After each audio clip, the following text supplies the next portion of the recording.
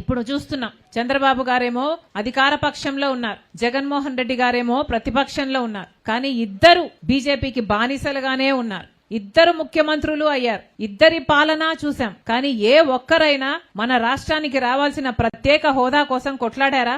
ఒక్కరు కూడా కొట్లాడలేదు. ప్రత్యేక హోదా మన రాష్ట్రానికి వస్తే పెద్ద పెద్ద పరిశ్రమలు వస్తాయి, ఎందుకంటే ట్యాక్స్ ఫ్రీ అవుతుంది కాబట్టి. లక్షల కొద్ది పరిశ్రమలు వస్తే మన బిడ్డలకు ఉద్యోగాలు వస్తాయి, మన రాష్ట్రము పైకొస్తుంది, మన రాష్ట్రం అభివృద్ధి చెందుతుంది. కానీ ఒక్క ముఖ్యమంత్రిగా చంద్రబాబు గారు కొట్లాడలేదు ప్రత్యేక హోదా కోసం. ఇక జగన్మోహన్ రెడ్డి గారు అయితే నాకు అధికారం ఇవ్వండి, బీజేపీ కాలర్ పట్టుకొనైనా సరే ప్రత్యేక హోదా తీసుకొస్తానని చెప్పిన జగన్మోహన్ రెడ్డి గారు ముఖ్యమంత్రి అయిన తర్వాత అదే బీజేపీకి మోడీకి సాగిలపడ్డారు. ఎవరైనా వాళ్ళ స్వార్థ రాజకీయాలు చూసుకున్నారు. కనీసం రాజశేఖర్ రెడ్డి గారు మొదలు పెట్టిన జల యజ్ఞాన్ని కూడా జగన్మోహన్ రెడ్డి గారు పూర్తి చేయలేకపోయారు. ఇరిగేషన్ ప్రాజెక్టులు పూర్తవ్వాలి అన్నది రాజశేఖర్ రెడ్డి గారి కోరిక. 6 నెలల్లో అధికారంలోకి వచ్చిన 6 నెలల్లో పూర్తి చేస్తానన్న జగన్మోహన్ రెడ్డి గారు ఇంతవరకు ఆయన అధికారంలో ఉన్నప్పుడు పూర్తే చేయలేదు, ఇప్పుడు ఆలోచన కూడా చేస్తూ ఉండడు. జగన్మోహన్ రెడ్డి గారు చేసింది లిక్కర్ మాఫియా.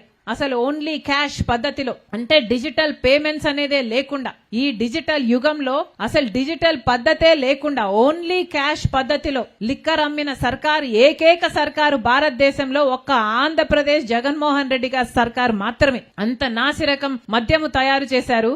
ఇప్పుడేమో జగన్మోహన్ రెడ్డి గారు ఆ టైంలో నాసిరకం మద్యం తయారు చేశారు. ఆ టైంలో కంటైనర్లలో డ్రగ్స్ మన రాష్ట్రానికి దిగుబడయ్యాయి.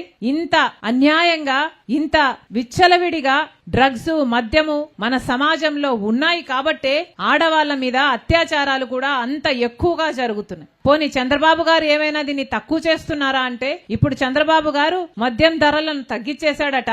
ఎక్కడ చూసినా మద్యం షాపులు వచ్చేసాయి. గుడులు బడులు ఎన్నున్నాయో అంతకంటే ఎక్కువ మద్యం షాపులే ఉన్నాయి. ఇలా నాయకులు పోటీలు పడి మరి మద్యం స్కాములని, ఇసుక స్కాములని, ఇలాంటి మాఫియాలని ఇలాంటివి చేస్తూ పోతే ఇక ప్రజల గురించి ఆలోచన చేసే పార్టీ ఏదైనా ఉంది అంటే ఒక్క కాంగ్రెస్ పార్టీ అనే మనవి చేసుకుంటున్నాం.